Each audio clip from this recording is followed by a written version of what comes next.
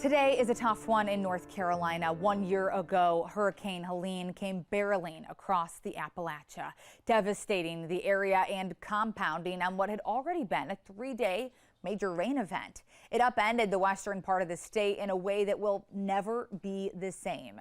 Investigative reporter Naomi Coles has reported on it extensively over the past year. She takes us with her on this look back. The problem right now is there's not cell phone service. It just ripped it in half.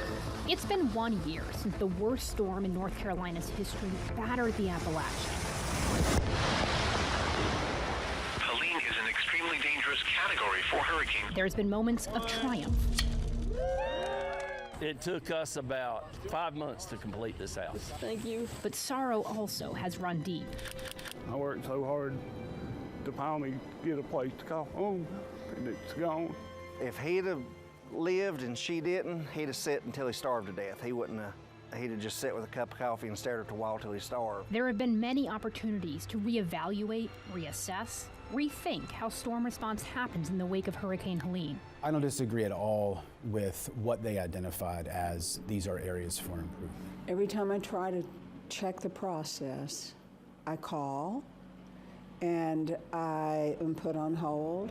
I really believe that FEMA has become a dumping ground for some complex problems that it was never designed to originally lead. Managing the onslaught of state and federal funds that comes in the wake of a crisis like this comes with its own share of delays and lots of red tape. 1 year later, the state's home building program, run off federal housing dollars which require numerous rounds of approval to use, they've rebuilt one home.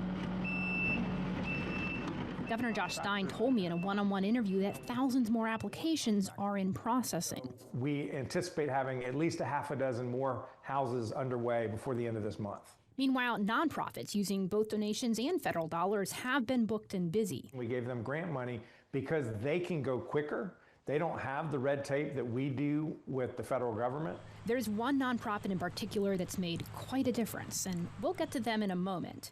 But first, you might remember Edwina and Bob Tatum from our documentary, The Day the Lights Went Out. It was a beautiful, beautiful place, and we had the view of this mountain from our porch. About 10 o'clock that night, I think she'd been in the shower and had her pajamas on. And I kept looking at the river, and I finally said, let's get out of here. So we grabbed her dogs, clothes on her back, and left. Every day you think of something else that's lost. Their farm in Avery County, their horses, home, and decades of memories vanished overnight. It's pure, clean water. This month, we returned with them to that land. I know we can't ever live here again. I think our son will. It's a little bit strange being back here today after only seeing this property when it was still covered by debris. In fact, we had to cart our gear in by foot. We walked in more than a quarter mile along where this new road now stands. In fact, the river, part of the river had escaped through here, and we had to walk across that on the rocks to get our gear in. They've spent the last year living with Edwina's mother. I don't know what normal is anymore. We'd run our head through the fire, filling out papers and talking to people and making phone calls. They fought for coverage and lost with their home insurance company. They got about $50,000 from FEMA, but flooding concerns have kept them from rebuilding on this land. It had brought us such joy for 46 years. Into this turmoil and without a place of their own, they got an unexpected call. And when I gave up and turned it over to the Lord, God said, let me show you. Franklin Graham had seen Bob Tatum on social media. He told Samaritan's Purse he wanted to build them a house.